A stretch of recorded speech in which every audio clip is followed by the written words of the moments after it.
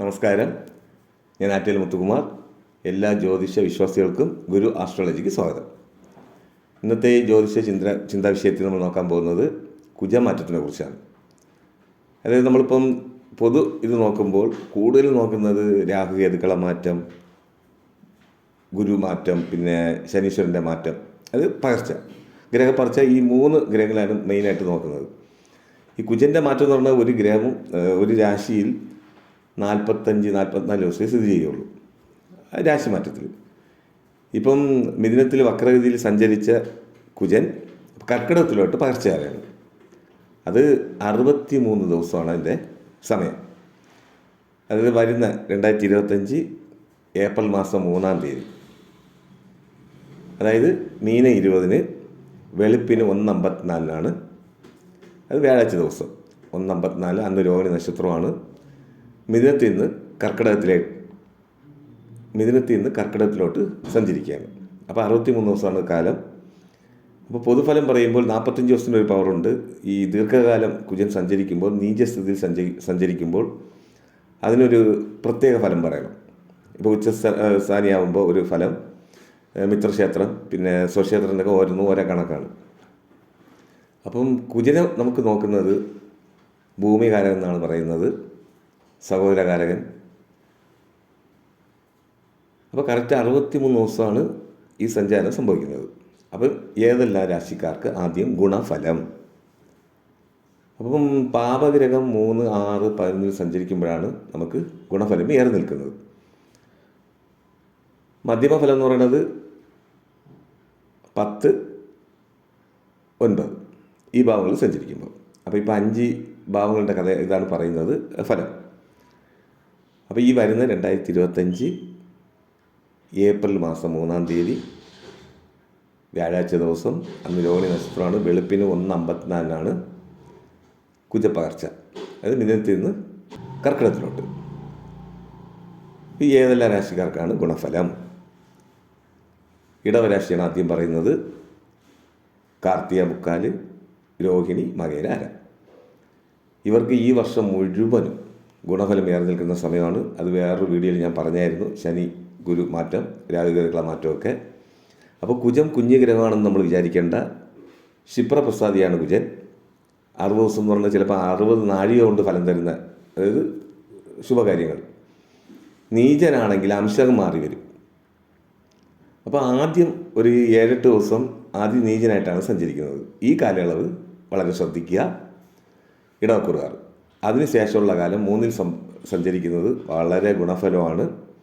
അപ്പോൾ ഏതെല്ലാം മേഖലയിലുള്ളവർക്കാണ് ഇതിൻ്റെ ഗുണഫലം ഏറെ നിൽക്കുന്നത്?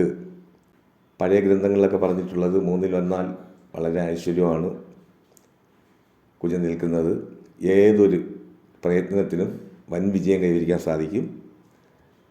അപ്പോൾ ബിസിനസ് മേഖലയിലൊക്കെ പ്രവർത്തിക്കുന്നവർക്ക് ഈ കാലയളവ് വളരെ ഉന്നതിയിലെത്താനുള്ള സമയം കാണുന്നു. അതും പ്രത്യേകിച്ച് building construction, real estate business ചെയ്യുന്നവർ, വർക്ക്ഷോപ്പ് മേഖല, ഇതിലൊക്കെ പ്രവർത്തിക്കുന്നവർ, ഇലക്ട്രിക്കൽ സംബന്ധമായിട്ടുള്ള ബിസിനസ്, അത് ചുരുക്കി പറഞ്ഞാൽ അഗ്നി കൊണ്ടുള്ള തൊഴിൽ ചെയ്യുന്നവർക്കൊക്കെ ഈ കാലയളവ്, അതിപ്പോൾ കാറ്ററിംഗ് ബിസിനസ് വരാം, ഹോട്ടൽ ബിസിനസ് ചെയ്യുന്നവർക്കൊക്കെ ഈ കാലയളവ് എന്തുകൊണ്ടും വളരെ ഗുണപ്രദമാണ് കാണുന്നത്.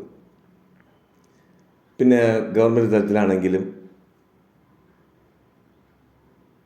പോലീസ് വകുപ്പിൽ ജോലി ചെയ്യുന്നവർക്കൊക്കെ ഉന്നത സ്ഥാനമാനം കിട്ടാനുള്ള അവസരം കാണുന്നു.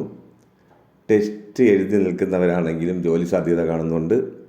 പ്രത്യേകിച്ച് സർജൻ വിഭാഗം, അവർക്കും പ്രൊമോഷൻ എന്തായത് കിട്ടാനോ, ഇപ്പോൾ ഡോക്ടറിനാണ് ഉദ്ദേശിക്കുന്നത്, ഉന്നത പഠനത്തിനോ അവസരം ഒരുങ്ങുന്ന സമയമാണ് ഈ കാലയളവ്. എന്തുകൊണ്ടും ഇടവക്കൂറുകാർക്ക് ഏപ്രിൽ 3 മുതൽ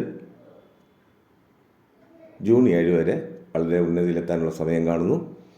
അപ്പോൾ പൊതുഫലം പറയുമ്പോൾ വ്യാഴമാറ്റവും ശനിമാറ്റവും രാഹുകേതുക്കളെ മാറ്റവും ഒക്കെ അനുകൂലമാണ് ഈ വർഷം. അപ്പോൾ എന്ത് സാധിച്ചെടുക്കാനുള്ള, ഇപ്പോൾ പഠിക്കുന്ന വിദ്യാർത്ഥികളാണെങ്കിലും ഉന്നത പഠനം കൈവരിക്കാനോ ഉന്നത വിജയം കൈവരിക്കാനോ, ജലരാശിയാകിയാൽ പുറത്തു പോയുള്ള പഠനം തുടരാനോ അല്ലെങ്കിൽ ജോലിയിൽ പ്രവേശിക്കാനുള്ള അവസരം കാണുന്നു.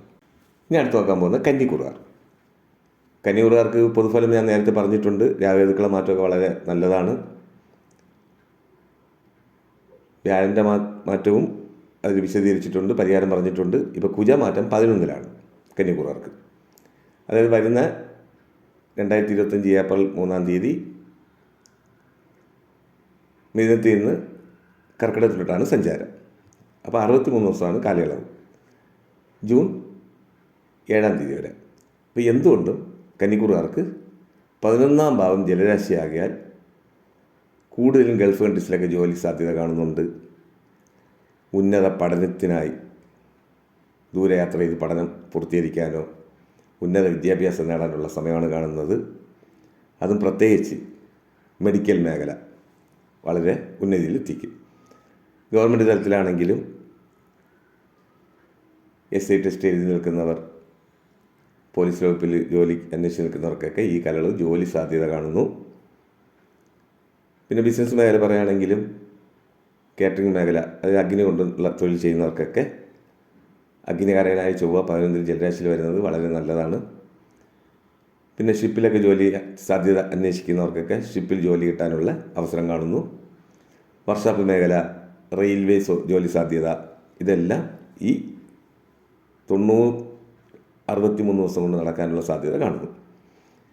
അപ്പം നമുക്ക് വലിയ ഗ്രഹങ്ങൾ, അതായത് രാഹുമാറ്റം, ശനിമാറ്റം, പിന്നെ ഗുരുമാറ്റം, ഇതൊക്കെ ഓരോ കാലയളവാണ്. ഇപ്പോൾ 60 ദിവസം എന്ന് വിചാരിക്കേണ്ട.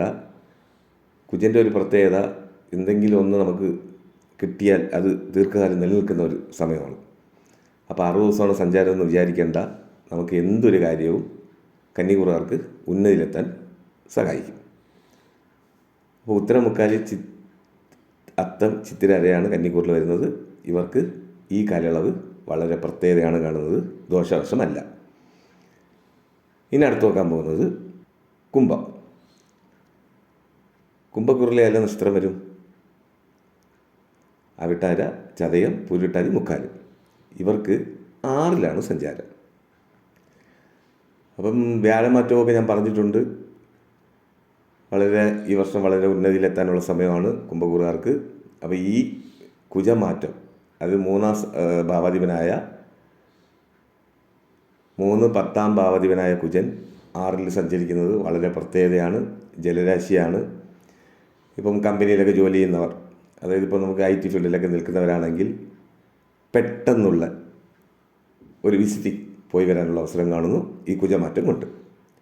അപ്പോൾ 2025 ഏപ്രിൽ 3-ന് മാറി ജൂൺ 7-ാം തീയതി വരെയാണ് സഞ്ചാരം. 63 ദിവസമാണ് കർക്കിടകത്തിൽ സഞ്ചാരം. അപ്പോൾ എന്തുകൊണ്ടും ഈ കാലയളവ് പഠിക്കുന്ന വിദ്യാർത്ഥികളാണെങ്കിലും, അത് മെഡിക്കൽ എൻട്രൻസ് ഒക്കെ എഴുതി നിൽക്കുന്നവർ അത് കിട്ടാനുള്ള അവസരം, പഠനം പൂർത്തിയാണെങ്കിൽ ജോലി കിട്ടാനുള്ള അവസരമൊക്കെ കാണുന്നു. അപ്പോൾ എന്തുകൊണ്ടും ഇപ്പോൾ ഗവൺമെൻറ് തലത്തിലാണെങ്കിലും സ്ഥാനക്കയറ്റം അത് കൂടുതലും വരുന്നത് പോലീസ് വകുപ്പിലാണ്. പൊതുപ്രവർത്തനത്തിൽ നിൽക്കുന്നവരാണെങ്കിലും പുതിയ അംഗീകാരം കിട്ടാനുള്ള അവസരം കാണുന്നു കുംഭരാശിക്കാർക്ക്. അപ്പോൾ എന്തുകൊണ്ടും ഈ രാശിക്കാർക്ക് ഇപ്പോൾ ബിസിനസ് മേഖല പറയുകയാണെങ്കിലും ഉന്നത ലാഭം കൊയ്യാനുള്ള സമയമാണ്. അതും റിയൽ എസ്റ്റേറ്റ് ബിസിനസ് ചെയ്യുന്നവർ, ബിൽഡിംഗ് കൺസ്ട്രക്ഷൻ ബിസിനസ് ചെയ്യുന്നവർക്കൊക്കെ വളരെ ഉന്നതിയിലെത്താനുള്ള സമയമാണ് കാണുന്നത് ഈ കുജമാറ്റം കൊണ്ട്. അപ്പോൾ 63 ദിവസമാണ് കർക്കിടകത്തിൽ കുജൻ്റെ സഞ്ചാരം. പൊതുവെ 40-45 ദിവസമാണ് സഞ്ചരിക്കുന്നത്. ഇപ്രാവശ്യം 63 ദിവസമാണ് സഞ്ചാരം. ഇപ്പോൾ നേരത്തെ വക്രഗതിയിലായിരുന്നു, അതൊക്കെ മാറി. മിത്രവീടായകയാൽ നീചനാണെങ്കിലും നമുക്ക് അംശകം മാറി വരും. ഒരു 6 ദിവസം അതിനീചനായിരിക്കും. അത് കഴിയുമ്പോൾ, അതായത് ഒരു 10-ാം തീയതിക്ക് ശേഷം, ഏപ്രിൽ 10-ന് ശേഷം നമുക്ക് വളരെ ഉന്നതിയിലെത്താനുള്ള സമയമാണ്. ഗവൺമെൻറ് തലത്തിലൊക്കെ എന്ത് കാര്യവും നേടിയെടുക്കാനോ, ഇപ്പം വിവാഹം, വീട്, വാഹനം, ഇതിലൊക്കെ തടസ്സം ഉണ്ടെങ്കിൽ ഇതൊക്കെ മാറി കിട്ടും. പ്രത്യേകിച്ച് ഒരു വീട് പൂർത്തീകരിക്കാതിരിക്കുകയാണെങ്കിൽ അതിപ്പോൾ പൂർത്തീകരിച്ച് പാലുകാച്ചാനുള്ള സമയമാണ് കാണുന്നത്, ദോഷവശമല്ല. ശുഭമസ്തു.